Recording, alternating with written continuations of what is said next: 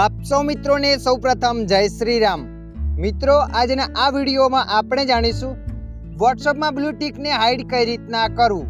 હા મિત્રો, તમે પણ તમારા વોટ્સઅપમાં બ્લુ ટિક હાઈડ કરવા માંગો છો તો આ વિડીયો તમારા માટે।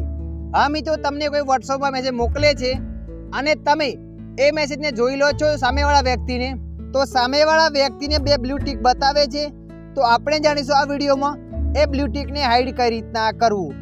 તો ચાલો આપણે વિડીયો પર આગળ વધીએ। જુઓ મિત્રો, બ્લુ ટિકને હાઈડ કર્યા પછી તમે સામેવાળા વ્યક્તિનો મેસેજ જોઈ લેશો તો પણ એને ખબર નહીં પડે કે તમે એ વ્યક્તિનો મેસેજ જોઈ લીધો છે, એટલે કે એ વ્યક્તિના અંદર બ્લુ ટિક નહીં બતાવે।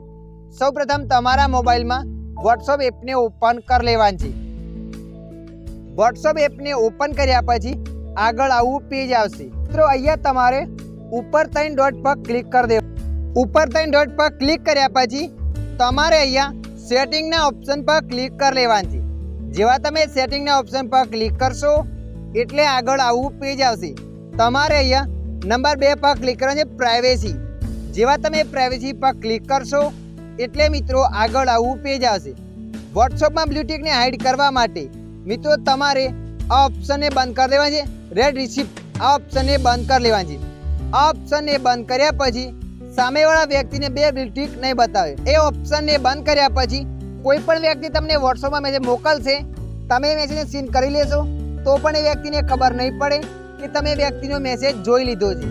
તો આશા રાખું છું આ વિડીયો તમને પસંદ આવ્યો હશે। વિડીયોની અંદર થોડુંક કંઈક જાણવા મળ્યું હોય તો વિડીયોને લાઈક કરી દેજો અને આવા માહિતીવાળા વિડીયો જોવા માટે અમારી ચેનલને સબસ્ક્રાઈબ કરી લેજો।